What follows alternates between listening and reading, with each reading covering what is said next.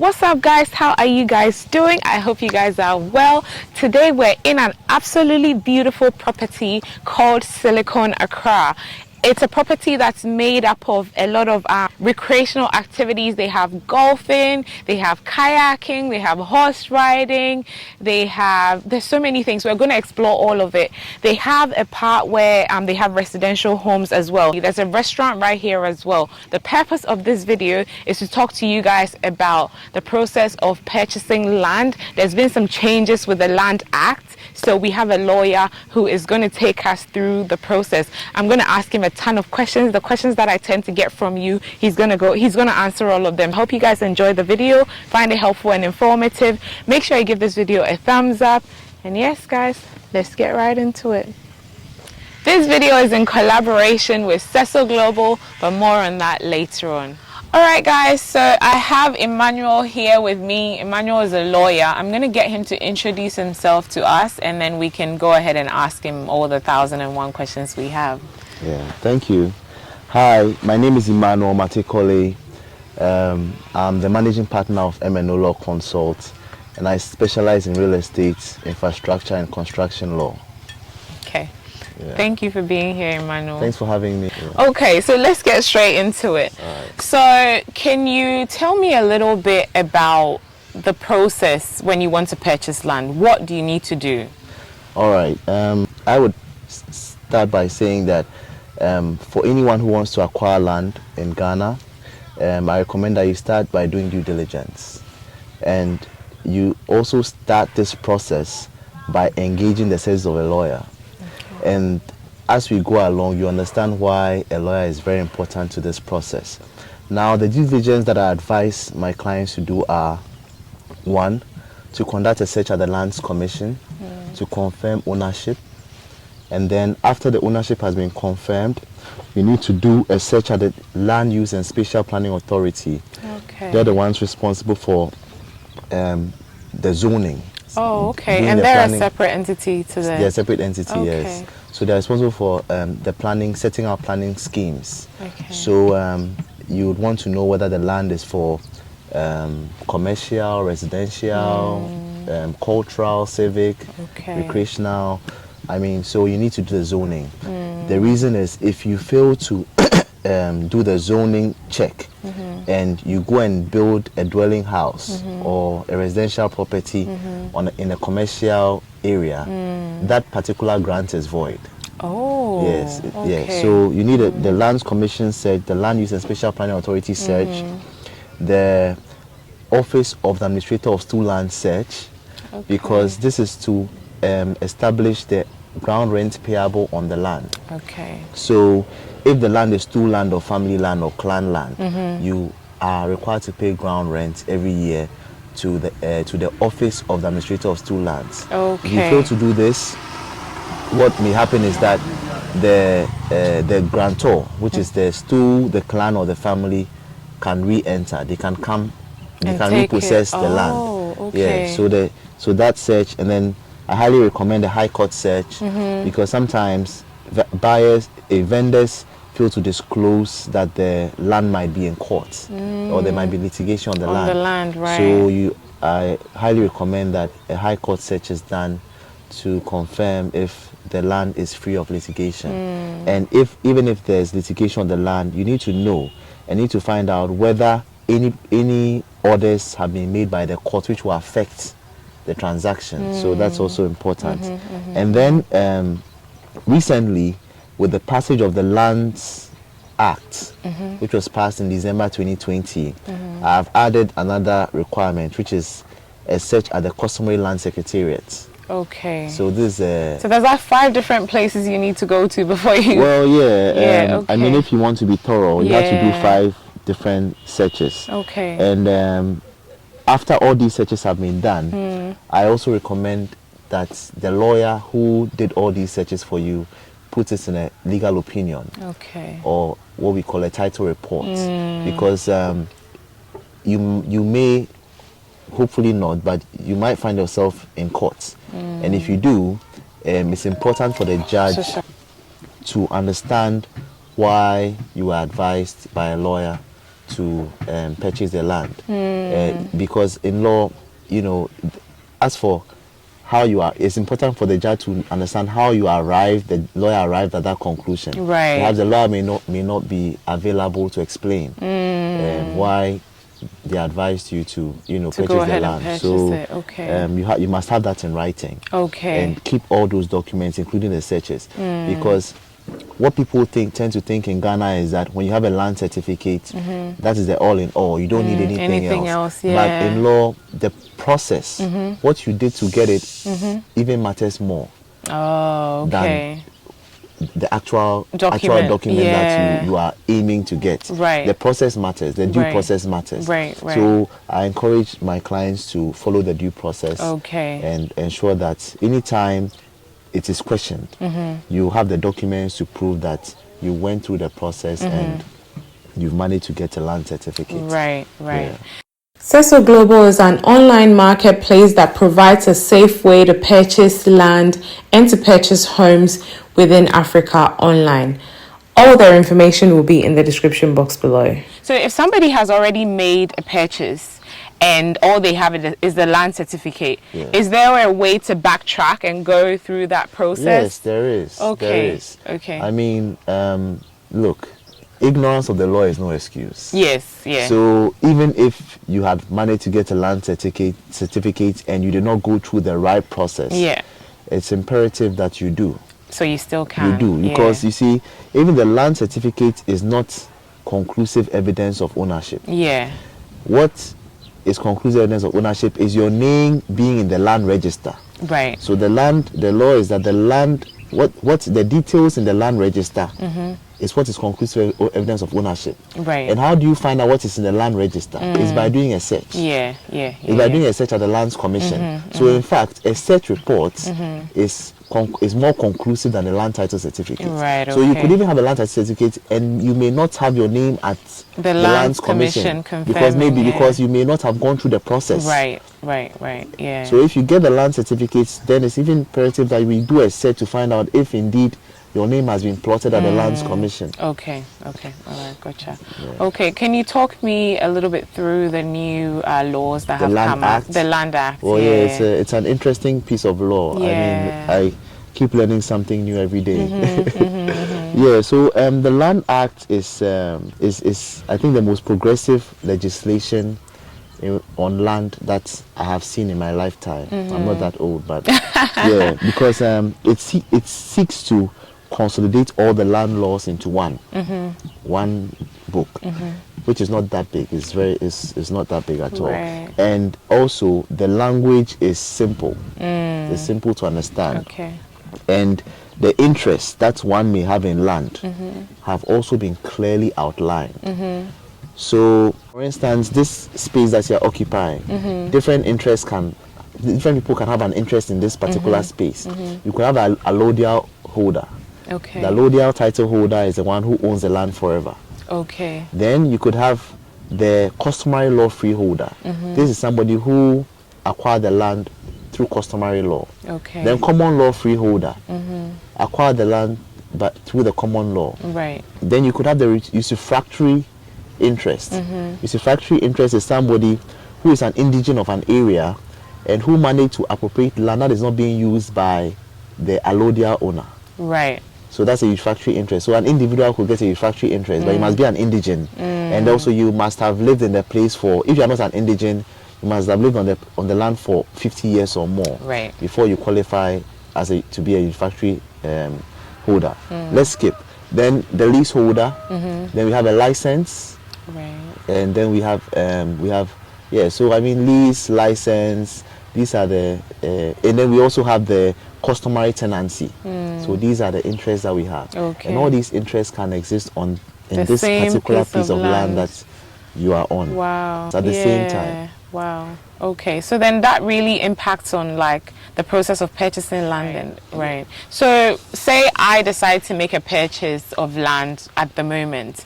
How do you decide what kind of owner I will be? Like how does that? So I would have to first of all, from the negotiation you have had with your the vendor, exactly.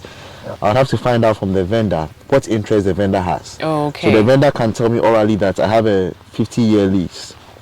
Now, as do a most lawyer, people know, the sellers, do they know what? no. So, Okay. so the vendor will tell me I got a 50-year lease. Okay. And as a lawyer, I have to go behind the vendor to find out, Okay. is this true? Okay. So then I do a search Right. at the Lands Commission, and then I see that, okay, the vendor's title is registered. I ask him for his documents to confirm if indeed what is in the search is also tallies to what is in his document. Right. Now, you have a duty to calculate the number of years left on the Okay. lease. Okay. So based on the head lease, if the head lease is maybe, whoever gave him a lease gave it to him for 50 years, but maybe at the time the person gave him the lease was supposed to commence from a certain period. You have to start counting from that period, to date Okay. Yeah. to find out how many years have been used. Right. up. Okay. And then you subtract that from the 50 to get the number of years left on the outstanding. land. So that's how many years the vendor can give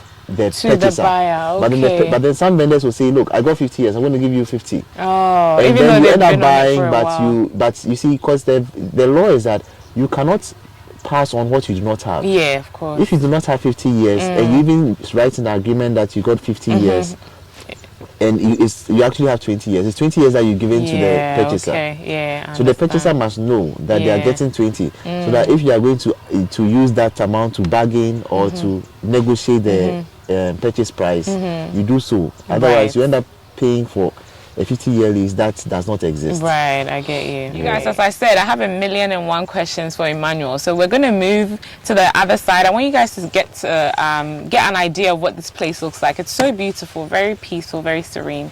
I want you guys to see what the restaurant looks like as well. So we're going to head there and we'll continue with our questioning.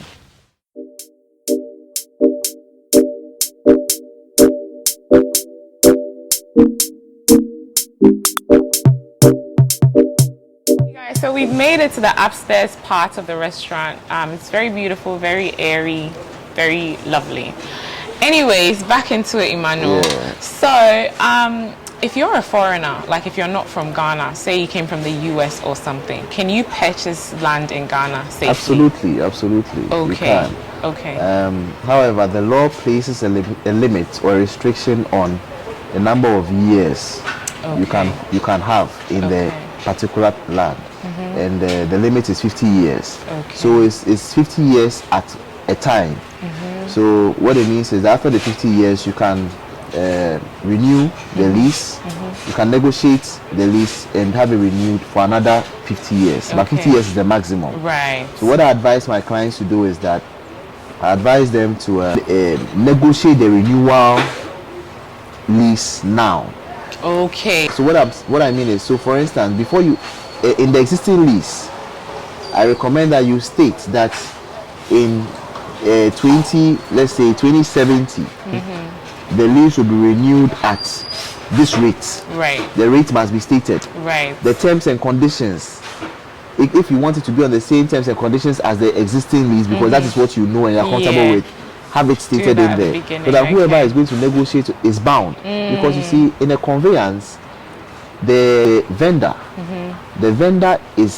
vendor's successors and assigns are bound by the covenants in the existing lease. So even if the vendor is not available or around in 50 years, and whoever is coming, be it a successor or assigned, is bound by the terms in the existing documents. lease. Yeah, right. Okay. Gotcha. So if, let's say I'm a foreigner, I purchase now, do 50 years, we do that document. Once we get to that 50 years, is it still negotiable? Like, can they decide that, no, I'm not going to allow you to lease it, I'm going to sell it to someone else? Like, is that? Yeah, that's what I'm saying. That's that? why it's important for you to do the negotiation today. So Because even, if it expires, if the 50 years comes to an end, it means your lease has expired. right, So even if you have a building on the land, yeah, what it means is that you've lost the space. building. Right. So even if we do the negotiations now and I don't pay for it, I'm still. Yeah, it is in the agreement. Oh, okay. You do a negotiation, then you put it in the agreement, and then you sign. Okay. And the other gotcha. party too signs. Okay, So it's okay. enforceable against the vendor. Oh, gotcha. Okay. And what you pay at the renewal time, is that the same as what you pay to purchase the land initially? No, that's why Okay. you have to negotiate. So if you want it to be on the same terms and conditions, including the amount that you paid you have to state the amount in the lease. That. Okay. Okay. In the current lease. Okay. You know, cool. Because what will happen is if the 50 years comes to an end, then the one who will be your vendor in the next 50 years would tell you that they may want to have the land revalued. Right. Okay. Because the land has been improved. There's a building on the land, so they may want to have it revalued. Right. And if it's revalued, clearly with the building and everything, and the fact that a lot of time has gone by, the value will go up. Okay. And you may, whoever is even going to inherit you may have to pay a lot of money, a whole lot of money, just to keep the land or the building or end the building. Right. Okay. So it's important that you do everything in the current lease. Okay. Okay. And this is applicable to people from any country outside Ghana? Yes, any country. Okay. However, under the New Land Act, the interesting one, if you are a Ghanaian, the renewal is automatic. Okay. It doesn't have to be stated expressly in the agreement. Okay. It is implied. Okay. But if you are a foreigner, the renewal is not implied. Okay. It has to be expressly stated. Okay. So if you don't state it in the lease, then they know that there's no renewal. Okay. Yes. Gotcha. Okay. Yeah. And so if a Ghanaian purchases, it's the same 50 years, but then it's automatically going to renew after 50 years. Exactly. Okay. Exactly. All right. Exactly. It's automatically renewed, but it doesn't mean that only the term will renew, but the amounts to be paid and all of that and the terms and conditions are not stated. So I would also recommend that even for Ghanaians, have those terms, have those terms agreed before the 50 years expires. Okay, all right, cool. Yeah. Okay, you were talking to me about like some, having a partner while she purchased the land and what that means for your partner. And can you tell me a little bit about that as well? Yeah, so this is something that has been practiced by the courts, where if you acquire property during marriage, it's deemed to be jointly owned by the couple. Right. And this has been codified now in the Land Act. Now they've also added another one, another rule which says that if the land is even registered in the name of a spouse, it is deemed that the spouse who has his name registered as the owner is holding it in trust for both of them. Right. So when you say they're holding it in trust, what does that mean? Yeah, so the concept of trust works as follows. So a trustee is somebody who has a legal interest. Okay. But that person does not really own it in fact. So the person's name is there as the owner. Right. Like, so if you do a search, or that person might have his name registered at the Lands Commission, but that person is holding it in trust for the beneficiary, who may have paid for the property. Okay. So for instance, if you have a child, you could make your child a trustee. Right. So that's how the concept of trust works. Okay. And can the trustee sell the land? Yeah, the trustee can sell the land, but if the beneficiary can show that it is a resulting trust, so what it means is that the beneficiary advanced the money for the purchase of the property, and the beneficiary never intended to gift it to the trustee, then the beneficiary can have the transaction set aside. Okay. Only if the third party did not buy in good faith. How do you decide that? so when they say buy in good faith, what it means is that you ought to have done your due diligence. Okay. That's the highest defense in law. Okay. That's why I recommend that before you even buy a property, you have to do due diligence, because that is, you can claim the defense of good faith when you have done your due diligence. Right. Okay. So if, for instance, the third party did a search at Lands Commission and the trustee's name came up, the third party asked the trustee, does the land belong to you? The trustee says yes. Third party went through the documentation. Everything showed that the trustee is the owner of the land. The third party even started building on the land, and nobody came to say that the land belonged to them. And then the third party has finished the building, and then the beneficiary is coming to say then it means that the trustee built in good faith. In good faith, gotcha. Okay. Yeah, because there was no way of him discovering that the land belongs to someone else. Gotcha. So that's how the good faith principle works. Makes sense. I think I'm ready to go to the residential homes. All right, guys, so we're going to go check out the residential homes around here as well. So there's a wide variety of things you can do here. They have go-karting as well. Yes. Yeah.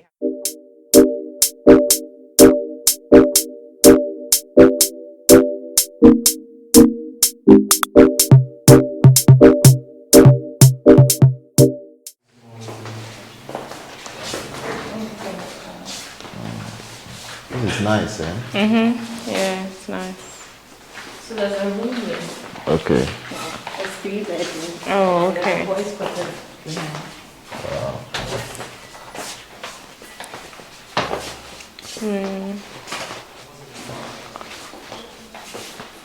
Do all the rooms have bathrooms? Yes. Oh, okay.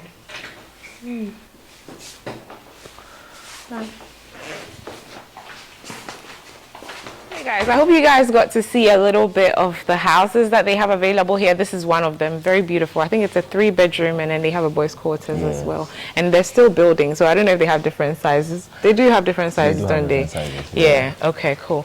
Anyway, so with regards to owning houses, is that the same? You have to do the same thing as you would if you're buying land? Exactly. It's the same thing. Yeah. Okay. I mean, in Ghana, land is immovable property. So anything that is affixed to the land that cannot be taken away is land. Is land, okay. Yes. So you would have to go through all the Yes, processes exactly. you Yeah. mentioned. Okay. Yeah. Oh, well, Thank you that's so much, pretty Mama. much it. Yeah, thank you so Yeah, much, Emmanuel, yeah. for All taking right. us through Take care. answering our 101 questions. You're welcome. Yeah. All right, guys, that brings us to the end of the video. I hope you guys have enjoyed it. I hope you guys have enjoyed Silicon Accra. It's a very beautiful spot that's open to, well, for now it's open to the public if you want to access the recreational activities and stuff like that. Thank you for watching once again. Don't forget to follow your bliss. So now life is short. Follow your bliss. Na nipa yedeng. Follow your bliss. Na di ebesi biya and follow your bliss. Na den mada. Take care, guys. I'll see you in the next one. Bye.